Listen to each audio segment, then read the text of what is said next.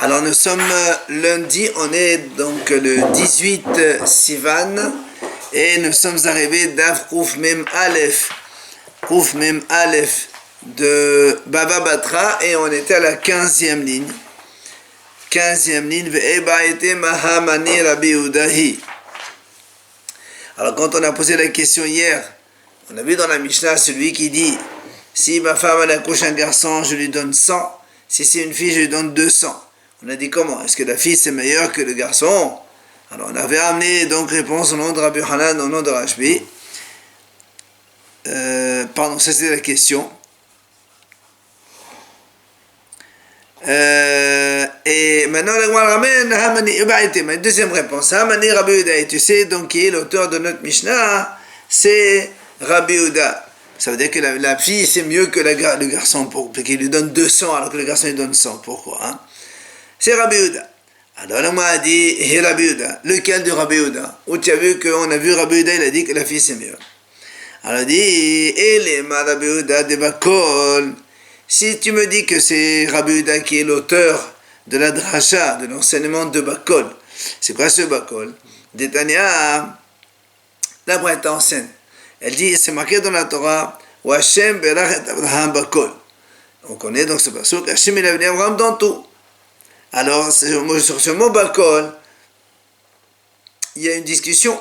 Rabbi Meir Omer, c'est le Hayalobat. Rabbi Meir, il dit, tu sais pourquoi ça veut dire quoi que Hachem il a venu Abraham en tout? Il lui a pas donné une fille. Parce que s'il va lui donner une fille, à qui il va la donner au mariage? Il n'y avait personne, il n'y avait aucun juif à l'époque. Donc c'est ça la bracha que Hachem il a donné à Abraham tout, ça veut dire qu'il lui a pas donné une fille. Mais Rabbi Omer, Sha'etalobat, ou Bakol Shema. C'est ça Rabbi Uda, il dit non. Bakol, ça veut dire que c'est le nom de sa fille, justement, elle s'appelait Bakol. Quand on dit Hashem berach et Abraham Bakol, Hashem il a venu Abraham, on lui donnait une fille qui s'appelait Bakol. Et donc tu vois bien que. Hein? Bakol Mikol Kolé. Ça c'est de Bakol d'Abraham, Mikol d'Isaac, Kol, Ishlechol Yaakov, c'est autre tâche ça. Quoi qu'il en soit, donc la Gemara dit, si tu me dis que c'est Rabbi Uda qui a dit que c'est bien d'avoir une fille, la preuve c'est qu'Abraham Avinu aussi il avait une fille, alors la Gemara lui dit d'accord, je veux bien. Et moi de Shamade le Rabbi Uda brata nami la haser rahmana le Abraham, de Adiva me ben me Shamade. Il dit d'accord, cette dracha qu'est-ce qu'on voit? On voit que Hachem finalement, il n'a pas manqué à Abraham Avinu, même pas une fille, mais on ne voit pas ici que la fille c'est meilleur que le garçon. Et nous, ici, on est en train de montrer comme quoi la fille, c'est mieux que le garçon, puisque la fille lui donne 200 alors que le garçon lui donne 100. Et donc, c'est pas une preuve, ça. Et là, Rabbi Uda. Et moi, dit, tu sais d'où on apprend, c'est donc d'un autre endroit. Là aussi, Rabbi Uda, c'est marqué dans la Braïta. Détania, Misva la zone et tabanot, Pekal Bahomer, la banim de Askri Batora, de Rabbi Meir. Et moi, dit comme ça, c'est une mitzvah pour un père de nourrir les filles, de nourrir, subvenir aux besoins des filles. Et l'Agma a dit, a fortiori les garçons. Pourquoi les garçons a fortiori? Parce que les garçons, ils étudient la Torah. Donc tu vois bien, les garçons, c'est mieux. Et ça, devenait Rabbi Meir. Mais non, Rabbi Uda Omer, Misva la zone est abani, vekal homa la banot de la teslan. Mais Rabbi Uda lui dit le contraire. C'est une mitzvah pour le père de nourrir les garçons. A fortiori, les filles, c'est encore plus, pour ne pas que les filles, elles soient bézaïnes comme ça d'aller chercher la zadaka. Donc, tu vois bien que Rabbi Meir, il privilégie les filles, Rabbi Uda, pardon, il privilégie les filles. On ne croit pas qu'il préfère les Si, filles. si on te dit, si une mitzvah les garçons, a fortiori les filles. Ça veut dire que c'est les filles, c'est mieux, encore mieux. Quand on te dit Chol Sheken, c'est encore mieux. Pour pas que ce soit bisaïon. D'accord. Et là, alors vient le moi pose la question. Ha Détania. Il y a une braïta qui dit comme ça. Yadda zachanun keva, ha zachanotel shisha dinarin, va nekevanotel shne dinarin. Bemai. La Gemara dit comme ça. Il y a une braïta qui dit. Parce que nous, chez nous, on a vu. Le monsieur, il a dit Zachar, mané, on lui donne 100. La fille, on lui donne 200. Mais il y a une braïta qui dit comme ça. Yadda zachanun keva. Si la femme, donc quand il a dit, le monsieur, il a dit comme ça. Si c'est un garçon, on lui donne 100. Si c'est une fille, on lui donne 200. Et là, la Braïta a dit finalement, et elle a eu un garçon et une fille. et on donne au garçon, Shisha Dinarim, 6 dinars, ça veut dire 100 manées, c'est 4 dinars. Lui, il a dit, pour le garçon, mané, et pour la fille,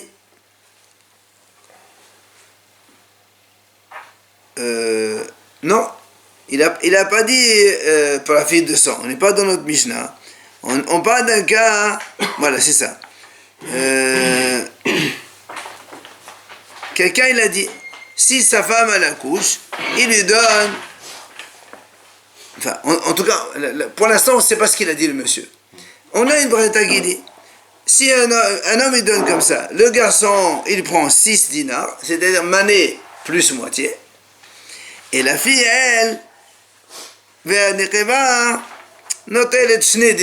elle prend la moitié d'un mané. Alors, elle demande, de quoi on parle ici? Dans quel cas on donne cette solution? Alors, Amar Rabashi, il a vu à Rabashi, il dit, Amrita lishmata kamid Rav Kahana bimsares. J'ai dit donc ce passage devant Rav Kahana, et j'ai expliqué qu'en fait, bimsares, ça veut dire, enfin, lui m'a répondu, bimsares, ça veut dire quoi bimsares? Il y a un verset. C'est-à-dire quoi? Il dit comme ça. Lui, il dit comme ça. Le monsieur, il a dit comme ça. Zachat ehla matayim. Nekeva harav velo klum. Nekeva ehla mané, zachat harav mané. Lui, le monsieur, il a dit comme ça. Il a fait une condition, il a dit comme ça. Si ma femme, elle accouche un garçon premier, il aura 200. Et une fille derrière, elle aura rien. Mais si elle accouche une fille en premier, la fille, elle aura 100. Et le garçon derrière, il aura 100. D'accord? Voilà ce qu'il a dit le monsieur. Donc, un garçon au premier, 200. La fille derrière, 0. Une fille au premier, 100. Un garçon au second, 100. Chacun. Bien. Maintenant, voilà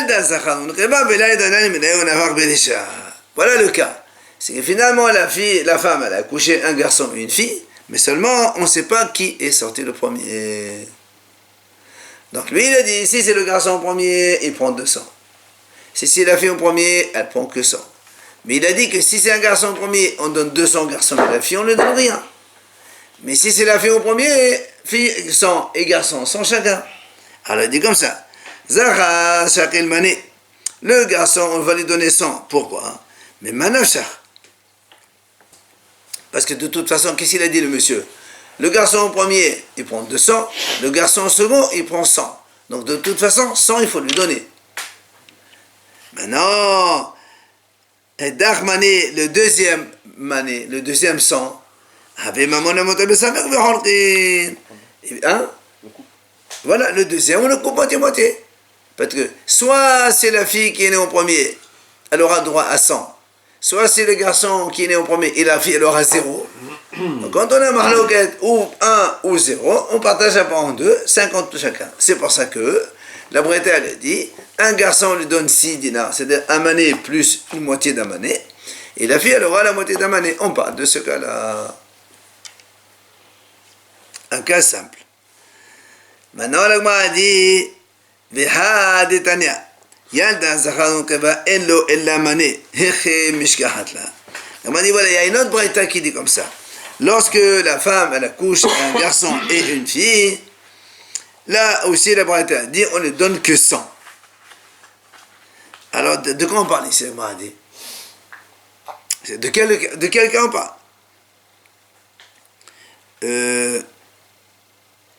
Quand on dit Enlo Ella Mané, il n'a que 100. Parce que si c'est un garçon en premier, alors si tu dis 200, tu lui donnes 200. Si c'est 100, tu lui donnes 100. C'est-à-dire, on lui donne que 100. Pourquoi on lui donne que 100? C'est-à-dire, on lui donne 100. Alors, m'a dit Amar Rabina, Bimba Sereni. Rabina, il répond, il dit non. Il n'a pas fait un tnaï sur ce qui va naître. Bimba Sereni, il a dit, celui qui m'annonce la nouvelle que ma femme elle a accouché, je lui donne 100. Et celui qui annonce que je lui dis. Il lui dit, bonne nouvelle, ta femme elle a accouché un petit garçon. La récompense. Alors, dit Tania, c'est ce qu'il a dit, la Breta, elle dit comme ça. Voilà comment ça s'est passé. Celui qui va m'annoncer une bonne nouvelle, ce que ma femme allait accoucher, il dit comme ça, si il m'annonce que c'est un garçon, je lui donne à l'annonceur donc mané, sang. Alors là, m'a dit, Yalda Zahra, notel mané. Donc c'est évident, si finalement elle a accouché comme ça, puisque c'est son tenaille, sa condition, elle a dit, celui qui m'annonce que ma femme a un petit garçon, je lui donne 100. Donc il lui a annoncé et elle a accouché un petit garçon, il lui donne 100. Maintenant, si maintenant, il dit comme ça dans le tenaille, et si m'annonce qu'elle a une fille, je lui donne 100, il lui a annoncé qu'elle a une fille, et donc il lui donne 100. Ça aussi c'est évident. Alors c'est quoi le problème?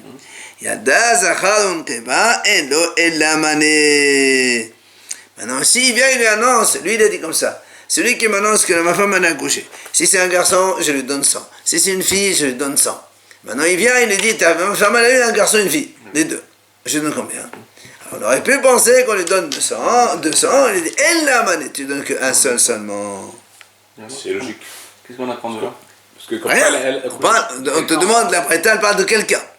Pourquoi tu me dis, elle l'a mané, elle seulement? Pourquoi seulement? Parce que j'aurais pu penser qu'on lui donne deux. Alors on te dit non, monsieur, tu ne donnes pas deux, tu ne donnes qu'un seul. Alors, la Gemara a dit, Zacharun Keba lo amar. La Gemara a dit, pourtant ici, moi j'aurais dit, même pas 100, tu lui donnes. Parce que moi j'ai dit, les conditions c'est Zahar 100, Nekeva 100, Zacharun Keba, j'ai pas dit. Alors pourquoi tu lui donnes? Mais il y en a un qui sera en premier quand même. Mais il a... Quel est le tenaille? C'est ça ou pas? Exactement, quel est le tenaille? On regarde la condition, tu ne remplis pas la condition. Alors là, on m'a dit, on a dit, tu sais quoi? Il a dit aussi comme ça.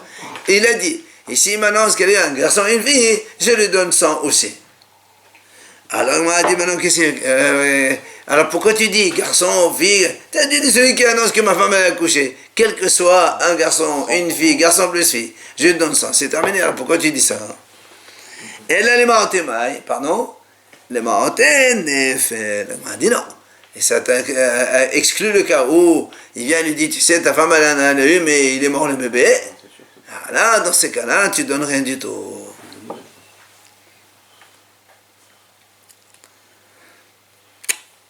Viens la Gemara nous enseigne, enfin, nous raconte une petite histoire. La Gemara dit comme ça, il y a un monsieur, il a dit à sa femme, elle était enceinte, je donne mes biens à celui qui est donc dans ton ventre, donc le bébé qui est dans ton ventre. Amar Ravuna, Have Mezakil Arba, Mezakil Arba Lochana. Ravuna dit comme ça. Ça, c'est le cas de quelqu'un qui fait acquérir un bien à un bébé, et le bébé dans le ventre de sa mère ne peut pas acquérir, donc il n'a rien dit. Il n'y a pas d'acquisition pour un bébé dans le ventre de sa mère. Voilà donc ce que dit Ravuna. Ça, c'est Ravuna qui dit ça. Maintenant, il lui objecte. Il lui dit, pourtant, on a notre Mishnah. Notre Mishnah, qu'est-ce qu'on a dit? Voilà la Mishnah, on a dit comme ça. Un monsieur, il voit sa femme, elle est enceinte. Il va dire, si ma femme, elle accouche un garçon, eh ben je donne 100 au garçon. La Mishnah a dit, si elle accouche un garçon, il donne 100 au garçon. Comment tu peux donner? On vient de dire maintenant, toi tu dis que le garçon, il est un bébé dans le ventre de sa mère, il n'a rien du tout. Il ne peut pas acquérir. Maintenant tu me dis, non, si elle accouche un garçon, le père, il est obligé de lui donner 100. Ma putain. Question contre Ravuna. Il est 100, c'est pour qui? C'est pour le bébé? Pour le bébé. Ah, c'est pour le bébé, les 100. Ah oui. D'accord? Déjà l'acquisition entre adultes, c'était pas évident. On arrive à ça. On arrive à ça. Donc il y a une objection. Objection contre Ravuna. Ravuna, il a dit, celui qui donne, il fait acquérir un bébé dans le ventre de sa mère, il n'y a pas d'acquisition. Alors pourquoi ici la Mishnah me dit, si le garçon est né, tu dois donner 100. Putain. Quand il sort, quand il est né. Alors pourquoi tu donnes? Tu l'as fait l'acquisition quand il était dans le ventre. L'acquisition dans le ventre, ça vaut 0. Alors Ravuna a dit, ça vaut rien du tout. Non, il n'a pas donné à la mère, lui, il a donné au garçon. Et le bébé dans le ventre de sa mère, on a dit, il n'acquiert pas. Alors, s'il n'acquiert pas, même s'il sort, je donne rien du tout. S'il dit quand il est né, je donne, il n'y a pas de problème. Mais là, il n'est même pas là. Quand il va naître. Il n'a pas dit quand il va naître. Il a dit quoi? Il a dit, si ma femme accouche un garçon, non, il lui dit comme ça, Hamza Kelaoba. Il dit, lui, il a vu sa maman enceinte. Il dit, si ma femme, elle accouche un garçon, je lui donne. Pour l'instant. Donc pour l'instant, tu donnes maintenant en temps X. Non, tu donnerais, mais quand il va venir, quand il va naître. Ah, il n'a pas dit lorsqu'elle accouchera. Il a dit que le bébé qui est dans ton ventre, je lui donne 100 si c'est un garçon. Dans le ventre, tu peux pas. Ouais, mais pourtant dans la mission, on a dit on lui donne. C'est ça l'objection contre Ravuna. Amale, via Ravuna, lui dit, Mishnatenu ene yodea Mishnah. Il dit, écoute, je ne connais pas qui c'est qui pense comme ça. Notre Mishnah, je ne connais pas qui c'est qui est l'auteur de cette Mishnah. Sous-entendu que ça n'existe pas. C'est-à-dire, on a un principe, un bébé dans le ventre de sa mère n'acquiert pas, donc ça ne marche pas. Alors, là, on m'a dit, pourquoi il dit ça? Tu n'as qu'à dire que la Mishnah, c'est comme Rabbi Meir. Rappelez-vous, nous, on a dit, Rabbi Meir dit, De'amar, Adam, Makne, Dava, Shelo, Ba'ala, Olam. Rabbi Meir dit, un homme, il peut faire acquérir quelque chose qui n'existe pas dans le monde. Bonne question. Ben non, pas du tout, c'est pas une question. Parce que Rabbi Meir, il a dit, je peux acquérir quelque chose qui n'existe pas. Mais il n'a jamais dit qu'on peut acquérir à quelqu'un qui n'existe pas. Ben oui. Rabbi Meir, il a dit, moi, je peux te dire, voilà, j'ai un terrain, je te donne les fruits de ce terrain quand ils vont venir. Le terrain, il est là, quand ils vont venir. Mais il n'a jamais dit que je donne à quelqu'un qui n'existe pas dans le monde. C'est ce que l'Agma le repousse. L'Agma dit, et moi, déjà, et quand est-ce que Rabbi Meir a dit ça? Les Davar Shishnu Ba'olam. Les Davar Shishnu Ba'olam Mishamate. Rabbi Meir a dit, on peut acquérir quelque chose qui n'existe pas, mais à quelqu'un qui existe. Mais dans le ventre, il existe le bébé. Ah non, il n'est pas viable. Ça dépend à quel âge. Ça n'existe pas, monsieur. Alors les 100 ne marchent pas. Hein? Les 100 ne marchent pas non. Les quoi? Les 100. On a dit je donne 100. Le bébé, quand il a dit, il a peut-être. Mais c'est ça à mon fils. Mais c'est ça la question. C'est ça la question. Nous, lui, il a dit, la Mishnah, c'est pas une Mishnah. Il n'y a pas d'auteur à ce moment. Ça n'existe pas. Il n'y a pas un auteur qui dit une telle chose. Alors on m'a dit, pourquoi tu dis non? Voilà, Rabbi Meir, il était comme ça. Il dit non, Rabbi Meir, il n'a jamais dit qu'on donne quelque chose. Il a dit on donne quelque chose qui n'existe pas. Mais il n'a jamais dit à quelqu'un qui n'existe pas. Donc cette Mishnah n'a pas d'auteur. C'est ce que l'Agma a dit. Et moi, les davar shishno ba'alam. Quelque chose qui existe. Mais pas les davar shishno ba'alam. Quelque chose qui n'existe pas, ce que Rabbi Meir a dit. Ça déjà. Et les fruits non plus, ils n'existent pas. Rabbi Meir dit même si les fruits n'existent pas, quand ils vont venir, ça va. On peut faire acquérir. Ah non. L'objet d'acquisition, il n'existe pas. Mais l'acquéreur existe avec Rabbi Meir. Alors que là, même l'acquéreur n'existe pas. Le monsieur, la personne. Mais c'est pas la mère. Ah non, je ne donne pas la mère, là, il donne au fils. Viens, l'Agma tente une deuxième possibilité. L'Agma dit, pourquoi tu dis comme ça? La Mishnah n'a pas d'auteur. Si, Rabbi aussi dit, un bébé dans le ventre de sa mère, il acquiert. Alors c'est bon. Donc la Mishnah a un auteur. Où c'est qu'on a vu ça? Dites-nan, Oba, Posel, Ve'eno, Ma'achil, Divrei, Rabbi Yossi. Là-bas, la Mishnah dit comme ça. Nous, on sait qu'une femme Israël qui est mariée avec un Kohen, dès qu'elle se marie, elle peut manger la trauma, tout ça, tout ce qu'il faut, comme un Kohen, elle devient donc. Si maintenant elle a des enfants, évidemment, les enfants de Kohen aussi, c'est pareil. Et si le Kohen, il a des esclaves, il achète des esclaves, ça s'appelle Kenyan Kaspo, ils mangeront tous la trauma et tout ça. Si maintenant la femme, qui est donc Israël, elle se marie avec un Kohen, elle mange la trauma. Si le Kohen, son mari, il meurt, elle ne peut plus manger la trauma, c'est fini. Sauf si elle a des enfants. Bien. Notre cas, nous, la femme, elle était enceinte quand son mari il est mort. Alors, le bébé, la Mishnah dit comme ça, Oba possède, ve'eno ma'achil. On m'a dit, Oba possède, ça veut dire quoi possède? Si la femme, quand elle s'est mariée avec le Kohen, ils ont des esclaves. Les esclaves, ils appartiennent à qui? Au Kohen. Du coup, ils mangent la trauma. Si le Kohen il est mort, les esclaves appartiennent à la femme. Donc, ils ne mangent plus la trauma. Mais si la femme elle est enceinte, le bébé qui est dans le ventre sera dans le futur un Kohen obligatoirement. Mais Rabbi aussi dit, possède. Il les empêche de manger la trauma parce que ils lui appartiennent, évidemment, c'est lui qui est le propriétaire de ses esclaves. Mais comme il n'existe pas encore, Alors, Hachamim m'ont dit, il n'y a pas de possibilité. Ve'eno ma'achil. Et même plus que ça, il empêche sa mère de manger la touma. Jusqu'à sa naissance. Jusqu'à sa naissance. Dès qu'il est viable, c'est terminé. 30 jours ou pas? Non, il n'est pas marqué 30 jours, je ne pense pas. Dès qu'il naît, c'est faisable. Après, s'il meurt, c'est autre chose. Alors, l'Agma a dit, Rabbi aussi. Donc, qu'est-ce qu'on voit ici? Selon Rabbi aussi, qu'un bébé, il acquiert, puisque le bébé, dans le ventre de sa mère, on a dit, il empêche les esclaves de manger. Ça veut dire que dans le ventre, les esclaves, ils lui appartiennent déjà. Parce que s'ils ne lui appartiennent pas, les esclaves, ils sont encore à son père, qui est mort éventuellement. Mais en tout cas, ils appartiennent au père Cohen. Si tu me dis maintenant que le bébé qui est dans le ventre de sa mère, il empêche les esclaves de manger, pourquoi il les empêche? Parce qu'ils lui appartiennent, lui il n'est pas encore dehors. Donc tu vois bien que les bébés dans le ventre de sa mère, il acquiert. Voilà notre Mishnah, un bébé dans le ventre de sa mère, il acquiert. Voilà Rabbi Yossé. Alors la Gemara, elle repousse cette réponse. Shani Yerusha Ba'a Me'ileha. La Gemara dit non. Là-bas c'est différent. Là-bas c'est pas quelque chose qui fait une acquisition. C'est un héritage qui vient de lui-même. Puisque le Cohen père est mort, et c'est automatique que l'héritage il va venir chez lui. C'est pour ça qu'on lui donne comme si que l'héritier ils sont à lui déjà.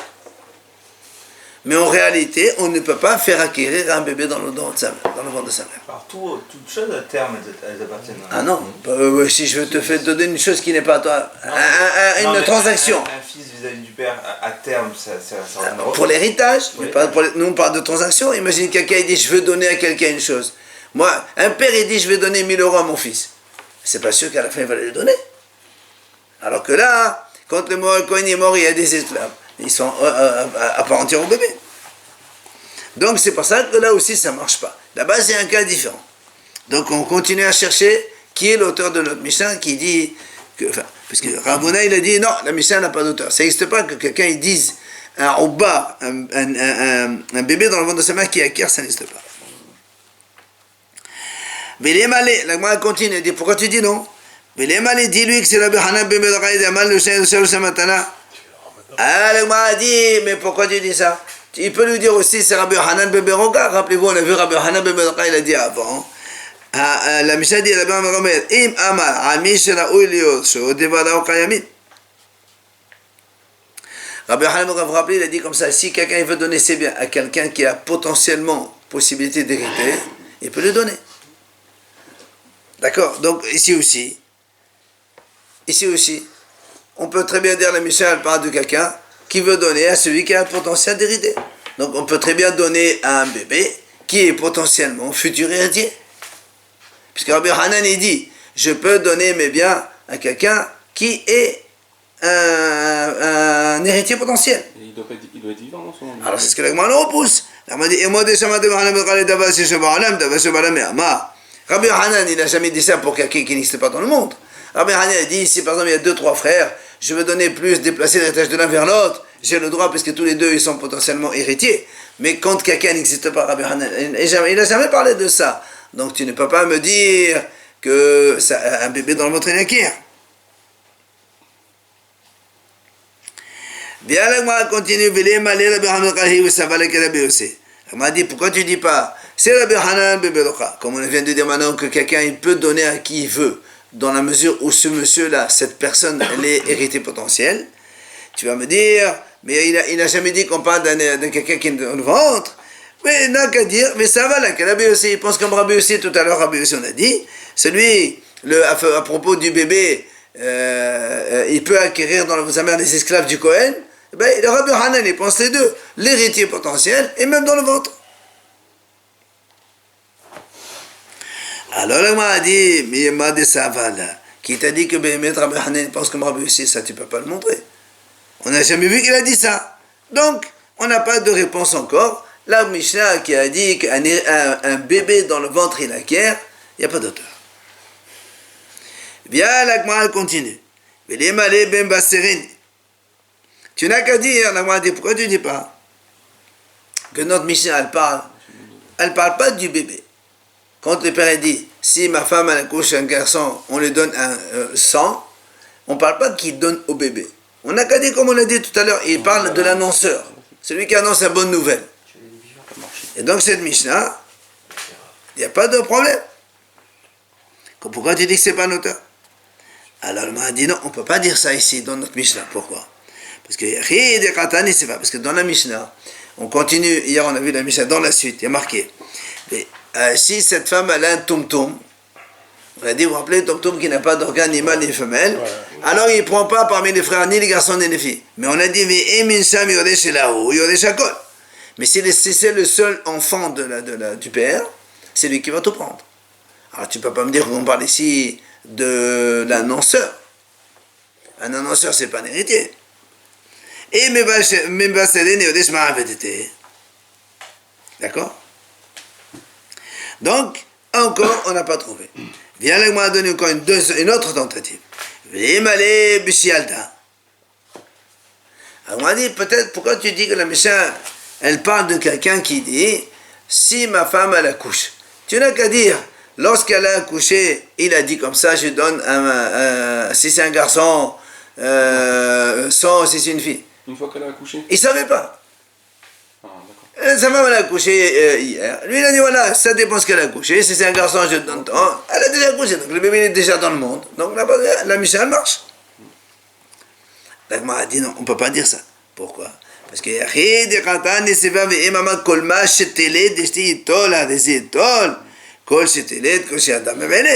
parce que dans la Mishnah, justement, on a dit, c'est marqué comme ça. C'est lui qui dit tout ce que ma femme va accoucher. C'est comme ça. Voilà. Ah, Omer. Kol voilà. Imama kol ma zéton. Parce que nous, on a dit comme ça. S'il dit un garçon et qu'il vient un tom-tom, il ne donne pas.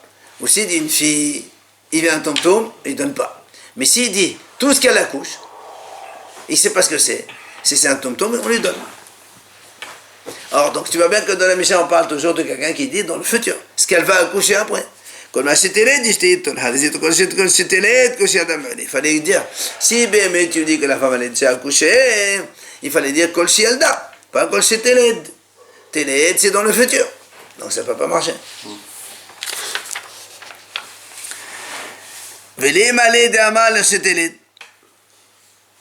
Alors là, moi, a dit, mais pourquoi on ne dit pas que la Mishnah parle justement en l'Erchetelet?